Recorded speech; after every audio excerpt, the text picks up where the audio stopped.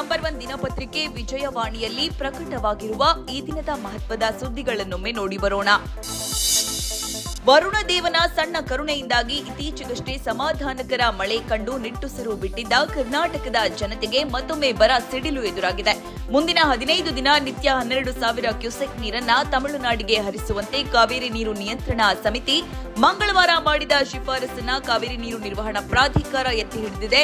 ಕೆಲವೇ ಗಂಟೆಗಳ ಅಂತರದಲ್ಲಿ ಹೊರಬಿದ್ದ ಈ ಜೋಡಿ ಆದೇಶಗಳ ವಿರುದ್ಧ ಕರ್ನಾಟಕದಲ್ಲಿ ತೀವ್ರ ಆಕ್ರೋಶ ವ್ಯಕ್ತವಾಗಿದೆ. ತಡೆ ನೀಡುವಂತೆ ಕೋರಿ ರಾಜ್ಯ ಸರ್ಕಾರ ಸುಪ್ರೀಂ ಕೋರ್ಟ್ಗೆ ಮೊರೆ ಹೋಗಲು ನಿರ್ಧರಿಸಿದೆ. ಈ ಕುರಿತು ಕಂಪ್ಲೀಟ್ ಡೀಟೇಲ್ಗೆ ಇಂದಿನ ಸಂಚಿಕೆ ಓದಿ. ಆಡಳಿತವನ್ನು ವಿಧಾನಸೌಧದಿಂದ ಜನರ ಬಳಿಗೆ ಕೊಂಡೊಯ್ಯಲು ಸಂಕಲ್ಪ ತೊಟ್ಟಿರುವ ಮುಖ್ಯಮಂತ್ರಿ ಡಿಕೆ ಶಿವಕುಮಾರ್ ಮಂಗಳವಾರ ರಾಜ್ಯದ ಸರಿಸುಮಾರು 1.5 ಲಕ್ಷಕ್ಕೂ ಅಧಿಕ ಸರ್ಕಾರಿ ಅಧಿಕಾರಿಗಳ ಜೊತೆ ವಿಡಿಯೋ ಸಂವಾದ ನಡೆಸಿ ಜನಸಾಮಾನ್ಯರ ಕಷ್ಟ ನಷ್ಟಕ್ಕೆ ಸ್ಪಂದಿಸಿ ಕೆಲಸ ಮಾಡಬೇಕೆಂಬ ಕಟ್ಟಪ್ಪಣೆ ವಿಧಿಸಿದ್ರು. ಜೊತೆಗೆ ಭ್ರಷ್ಟಾಚಾರ ಸಹಿಸಲ್ಲ ಎಂಬ ನೇರ ಎಚ್ಚರಿಕೆ ರವಾನಿಸಿದ ಅವರು ಬೋಗಸ್ ಬಿಲ್ ಮಾಡಿದ್ರೆ ಬಡಿದು ಹಾಕುತ್ತೇನೆಂದು ಗುಡುಗಿದ್ರು. ಈ ಸುದ್ದಿಗೆ ವಿಜಯವಾಣಿ ಓದಿ. ರಾಜ್ಯದ ಖನಿಜ ಸಂಪನ್ಮೂಲಗಳ ಸಮರ್ಥ ಬಳಕೆ ಮತ್ತು ಗಣಿ ವಲಯದಿಂದ ಹರಿದು ಬರುವ ರಾಜಸ್ವ ಸಂಗ್ರಹಣೆಗೆ ಹೊಸ ವೇಗ ನೀಡಲು ರಾಜ್ಯ ಸರ್ಕಾರ ಮಹತ್ವದ ನಿರ್ಧಾರ ಕೈಗೊಂಡಿದೆ.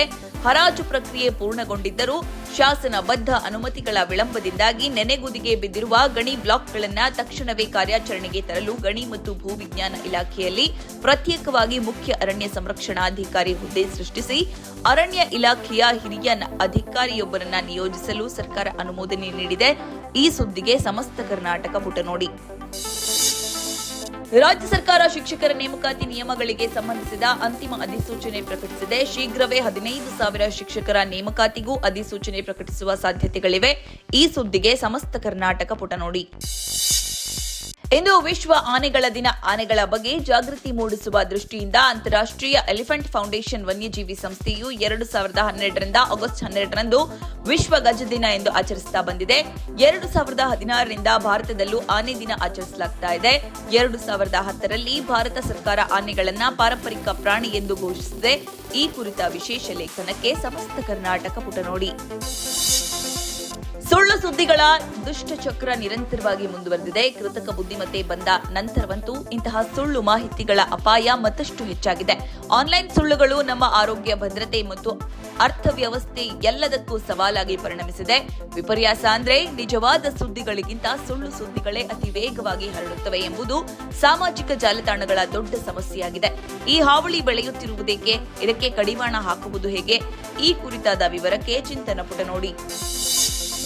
ರಾಷ್ಟ್ರ ರಾಜಧಾನಿಯಲ್ಲಿ ಮಂಗಳವಾರ ಸತತ 6ನೇ ದಿನವೂ ಬಂಗಾರದ ಬೆಲೆ ಏರಿಕೆಯಾಗಿದ್ದು 10 ಗ್ರಾಂಗೆ 1,200 ಹೆಚ್ಚಳವಾಗಿ 2 ತಿಂಗಳ ಗರಿಷ್ಠ ಮಟ್ಟವಾದ 1.57 ಲಕ್ಷಕ್ಕೆ ತಲುಪಿದೆ. ಇನ್ನು ಜಾಗತಿಕ ರಾಜಕೀಯ ಅಸ್ಥಿರತೆಯಿಂದಾಗಿ ಕಚ್ಚಾ ತೈಲ ದರದಲ್ಲಿ ತೀವ್ರ ಏರಿಕೆಯಾಗಿದ್ದು ಹೂಡಿಕೆದಾರರ ಉತ್ಸಾಹಕ್ಕೆ ತಣ್ಣೀರು ಎರಚಿದೆ.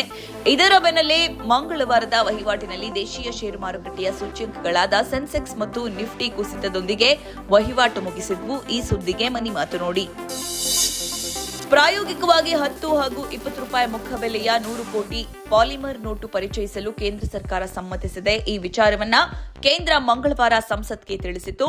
ಆರ್ಬಿಐ ತನ್ನ ಕೇಂದ್ರ ಮಂಡಳಿಯ ಶಿಫಾರಸಿನ ಮೇಲೆ ಈ ಪ್ರಸ್ತಾವನೆಯನ್ನ ಕೇಂದ್ರಕ್ಕೆ ಕಳುಹಿಸಿತ್ತು. ಈ ಸುದ್ದಿಗೆ ದೇಶ ವಿದೇಶ ಪುಟ ನೋಡಿ. ಕೆಲ ಭಾರತೀಯ ಕ್ರಿಕೆಟಿಗರು ತೆಳ್ಳಗೆ ಫಿಟ್ ಆಗಿ ಕಾಣಿಸಲು ದೈಹಿಕ ಕಸರತ್ತಿನ ಬದಲು ದೇಹ ತೂಕ ಕರಗಿಸುವ ಇಂಜೆಕ್ಷನ್ಗೆ ಮೊರೆ ಹೋಗುತ್ತಿದ್ದಾರೆಂಬ ಆರೋಪ ಕೇಳಿಬಂದಿದೆ. ಐಪಿಎಲ್ನಲ್ಲಿ ಆಡುವ ಕ್ರಿಕೆಟಿಗರಲ್ಲೂ ಸದ್ಯ ಈ ಟ್ರೆಂಡ್ ಶುರುವಾಗಿದ್ದು ಸ್ಲಿಮ್ ಲುಕ್ಗಾಗಿ GLP-1 ಔಷಧ ತೆಗೆದುಕೊಳ್ಳುತ್ತಿದ್ದಾರೆ ಎನ್ನಲಾಗಿದೆ. ವೈದ್ಯರ ಸಲಹೆ ಇಲ್ಲದೆ ಈ ಪ್ರವೃತ್ತಿ ಆರಂಭಿಸಿರುವುದು ವೈದ್ಯಕೀಯ ಕಳವಳಕ್ಕೂ ಕಾರಣವಾಗಿದೆ. ಈ ಸುದ್ದಿಗೆ ಕ್ರೀಡಾಪುಟ ನೋಡಿ. ಸಪ್ತಸಾಗರದಾಚೆ ಯೆಲ್ಲೋ ಸರಣಿಯ 2 ಸೈಟ್ಗಳ ಜೊತೆಗೆ ಬಾನದಾರಿಯಲ್ಲಿ ಬಗೀರಾ, ಭೈರತಿ ರಣಗಲ್, ಕಾಂತಾರ ಭಾಗ 1 ಸೇರಿ ತೆಲುಗು, ತಮಿಳಿನಲ್ಲೂ ನಟಿಸಿರುವ ಖ್ಯಾತಿ ಕನ್ನಡತಿ ರುಕ್ಮಿಣಿ ವಸಂತ್ಗೆ ಸಲ್ಲತ್ತೆ. ಸದ್ಯ ಪ್ಯಾನ್ ವರ್ಲ್ಡ್ ಟಾಕ್ಸಿಕ್ ರಿಲೀಸ್ಗೆ ಎದುರು ನೋಡುತ್ತಿರುವ ಅವರು ಅದರ ಜೊತೆಗೆ ಪ್ರಶಾಂತ್ ನೀಲ್ ಮತ್ತು ಜೂನಿಯರ್ NTR ಕಾಂಬಿನೇಷನ್ ನಲ್ಲಿ ಮೂಡಿ ಬರುತ್ತಿರುವ ಡ್ರ್ಯಾಗನ್ ನಲ್ಲೂ ನಟಿಸ್ತಾ ಇದ್ದಾರೆ. ಇಷ್ಟರ ನಡುವೆ ಮಲಯಾಳಂನಲ್ಲೂ ಪಾದಾರ್ಪಣೆಗೆ ರುಕ್ಮಿಣಿ ರೆಡಿಯಾಗಿದ್ದು ಖ್ಯಾತ ನಟ ನಿವಿಲ್ ಪೌಲಿ ನಾಯಕತ್ವದ 51ನೇ ಚಿತ್ರಕ್ಕೆ ನಾಯಕಿಯಾಗಿ ಆಯ್ಕೆಯಾಗಿದ್ದಾರೆ. ಈ ಸುದ್ದಿಗೆ ಉಲ್ಲಾಸ. ನಮಸ್ತೆ ಬೆಂಗಳೂರು ನೋಡಿ. ಇವಿಷ್ಟೇ ಅಲ್ಲ, ಮುಂಜಾನೆ ಮಾತು, ಅಂತರಂಗ, ಭವಿಷ್ಯ, ಮನೋವಿಕಾಸ ಕಾಲಂಗಳು, ಕ್ರೀಡೆ, ಸಿನಿಮಾ, ದೇಶ ವಿದೇಶಗಳ ಭರಪೂರ ಸುದ್ದಿಗಳ ವಿಶೇಷಗಳಿಗಾಗಿ ವಿಜಯವಾಣಿ ಓದಿ.